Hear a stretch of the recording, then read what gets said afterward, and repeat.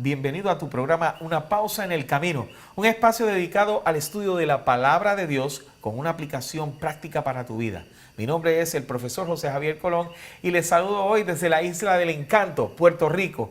Esta semana estaremos estudiando un tema muy importante titulado Satanás, un enemigo derrotado. Pero antes de iniciar, les invito a tener una palabra de oración con el pastor Carlos Martínez. Vamos a orar. Padre eterno que estás en los cielos, te alabamos en esta hermosa mañana y suplicamos que tu Santo Espíritu nos dirija de una manera especial. Amén. En el estudiar, Señor, la lección del día de hoy, acompáñanos y danos la sabiduría que procede del cielo. En el nombre de Jesús. Amén. Amén. Bueno, tenemos un título, como le habíamos dicho, muy interesante, es Satanás, un enemigo derrotado, y es interesante porque aquí comenzamos con un viaje diferente. Así es. Llegamos a Apocalipsis 12.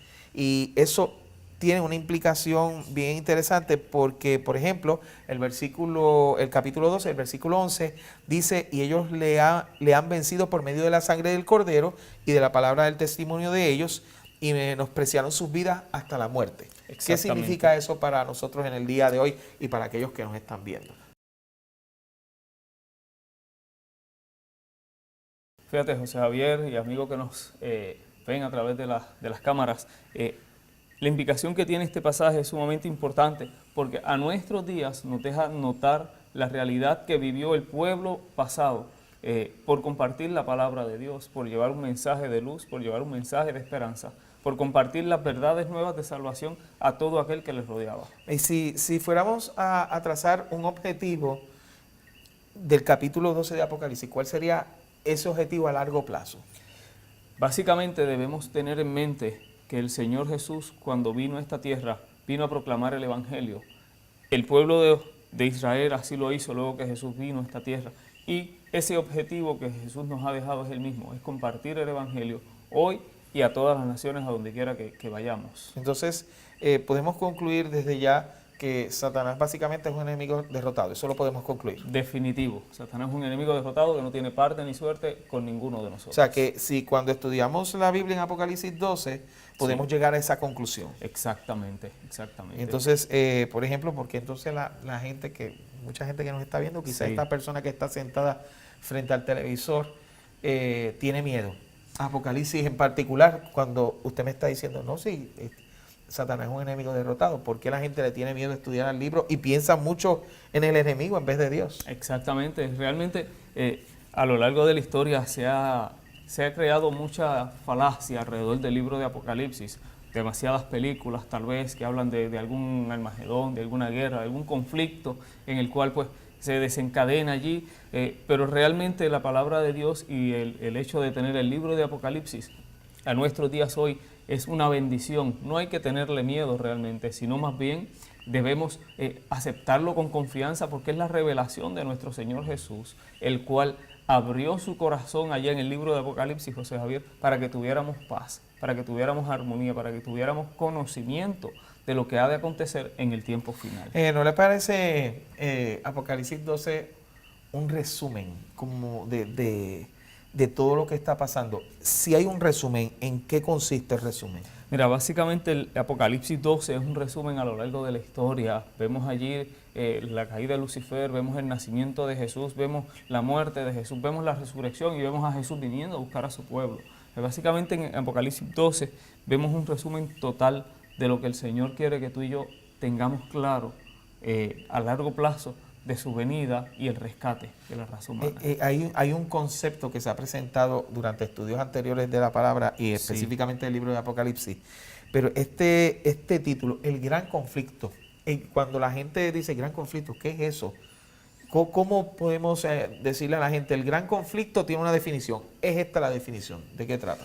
El gran conflicto básicamente es entender que Dios y Satanás tienen una batalla cósmica. esta batalla cósmica es algo que no, ¿cómo mencionaría? Tú y yo no tenemos que ver en ella. Básicamente nosotros estamos entre medio de esta batalla y este conflicto cósmico que está entre Dios y Satanás. Tú y yo a estar en medio tenemos que decidir de cuál de los dos vamos a partir. ¿A quién de los dos hemos de partir? Satanás es el archienemigo de Dios. Ahora, ¿a quién le serviremos? Es como si él nos hubiera tomado como rehenes. Satanás tomaron como, o sea, viéndolo de una manera, ¿verdad? Sí, trayéndolo a nuestros días, aplicándolo a nuestros días, pudiéramos decir que sí. Pudiéramos decir que el enemigo nos tomó como rehenes y pidió un rescate. Y hasta nos hace sentir bien siendo rehenes, en cierto sentido. Entre comillas, nos hace sentir bien porque todo lo que queremos nos lo da, o sea, los placeres, pero tiene un precio. Entonces, en el gran conflicto, Dios nos está mostrando su carácter. Exacto. Y Satanás ya lo mostró. Exactamente, ya Satanás mostró su carácter, ya sabemos lo que él hace, ya sabemos lo que él va a hacer y lo que espera de nosotros. Sin embargo, hasta el final. Hasta el final. Ahora, sin embargo, nosotros debemos decidir si seguirle como él ha mostrado su carácter o servir a Dios, que ya también mostró su carácter a través del sacrificio de Jesús. Ok, entonces cuando yo tomo la decisión, ¿cuál es mi parte? Si tenemos que leer lo del gran conflicto, y el gran conflicto, ¿cuál es mi parte como persona? ¿Qué yo debo hacer? ¿Cuál es mi papel? El papel de cada uno de nosotros hoy día, José Javier y amigos que nos ven, es seguir a Dios, servir a Dios, pararnos firmemente en sus enseñanzas, en sus escritos de la palabra y predicar ese evangelio a toda nación, tribu, lengua y pueblo. Es enseñarle a otros que el mensaje de salvación es un mensaje real. Ok, entonces, otra pregunta, ya que vimos el gran conflicto, los primeros versículos de Apocalipsis presenta básicamente una mujer. Exactamente. ¿Quién es la mujer?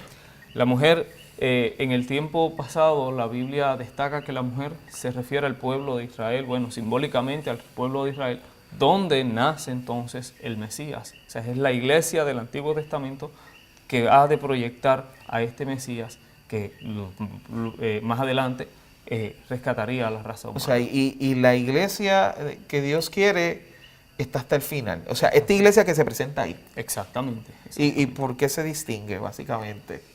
¿Por qué se distingue esta iglesia? Ajá. Esta iglesia se distingue porque dentro de las situaciones y demás permanece pura, permanece especial. Dentro del remanente hay un remanente y este remanente permanece puro, predicando la palabra de Dios. Entonces, en términos del gran conflicto, por ejemplo, veo que el dragón la persigue. Exactamente. ¿Por qué la persigue? ¿Cómo es eso? O sea, que la gente puede creer, no, eso es como los muñecos, y no es así. O sea, ¿qué significa eso?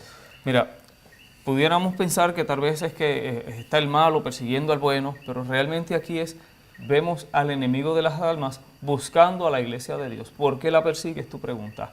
La persigue primero porque no desea que se comparta el mensaje de salvación. Segundo, porque dentro de esta iglesia van a ser el Mesías. ¿Quién es el Mesías? El Mesías es la persona que va a rescatar no solo a la raza humana, sino que le va a poner punto final al conflicto cósmico que inició allá en el cielo. O sea, por ejemplo, en el caso de Herodes, quien estaba detrás de Herodes era el dragón. Era el dragón, exactamente. Satanás. Y hizo perseguir a Jesús para tratarlo de matar. No lo logró, pero trató. Exactamente, y gracias a Dios que no lo logró. Entonces, Satanás no tiene poder. Satanás tiene poder. Explíqueme eso, porque, Satanás por ejemplo, tiene poder, sí. ¿cómo una persona que perdió tiene? ¿Cómo que una persona que perdió? O sea, Satanás pierde. Sí. Entonces, ¿cómo tiene poder si pierde? Ok, muy bien. Satanás perdió, pero aún así sigue teniendo poder sobre la raza humana. Porque nosotros tenemos el pecado en nosotros. Y tú y yo no podemos sacar el pecado de nuestra vida.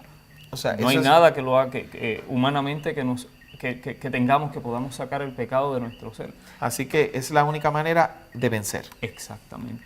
Bueno, acompáñanos al próximo estudio del programa Una Pausa en el Camino, auspiciado por Loma Linda Broadcasting Network Latino. Dios te bendiga y adelante con el estudio poderoso de la Palabra de Dios. Dios te bendiga. Hasta la próxima.